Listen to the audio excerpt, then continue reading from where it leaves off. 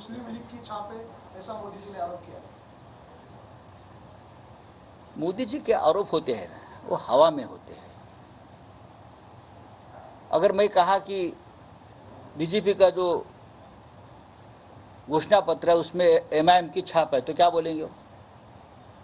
OBC ने लिख के दिया उनका घोषणा पत्र। ऐसा चलता है क्या? मोदी जी को समझना चाहिए, वो देश के प्रधानमंत्री है 10 साल से, उस हिसाब से बात करें। पहिले 2 टप्प्याचे आता मतदानाची प्रक्रिया पार पडली आहे. आता अजून 2-3 टप्पे आहेत. आपण राज्यामध्ये फिरताय. आपण आधी 30-35 चा नारा आपला होता. 30-35 तो कायम आहे. अजूनही असं वाटतं आपल्याला की काय त्यात भर पडलाय? मी फार प्रॅक्टिकल बोलतो, व्यावहारिक बोलतो आहे. मी भारतीय जनता पक्षासारख्या लोकांचे 48 जिंकू, 45 प्लस 30 आणि 35च्या मध्ये आम्ही 100% राहतो. 30 आणि 35 त्याच्यावर काही जागा काट्याची टक्कर झाला म्हणतो, अशा पद्धतीच्या तिथे काही निकाल लागू शकतात. पण लोकांच्या मनामध्ये प्रचंड रोष आहे भारतीय जनता पक्षाविषयी, मोदींविषयी खास करून. 2014 साली नरेंद्र मोदींच्या संदर्भात जे वातावरण होतं देशात की काहीतरी नवीन घडेल, त्याच प्रकारचं वातावरण देशामध्ये आज राहुल गांधीविषयी आहे. लोकांना राहुल गांधींचं नेतृत्व देशामध्ये हवं आहे आणि त्यांच्या सभांना देशभरात जी प्रचंड गर्दी होते ते पाहता मी 2014 साली मोदींच्या बाबतीत जी हवा होती ती आज राहुल गांधींविषयी आहे. शिवसेनेचे प्रवक्ते राजू वाघमारेंनी गंभीर आरोप कोणाचे? शिवसेनेचे प्रवक्ते शिवसेना फडणवीस गट म्हणायचे. बरं, त्यांनी आरोप केला आहे की संजय राऊतांना मुख्यमंत्री व्हायचं होतं, उद्धव ठाकरेंना बाजूला करून. हो, राजू वाघमारे हे कुठल्या पक्षात? मी आत्ता नाव ऐकतोय त्यांचं.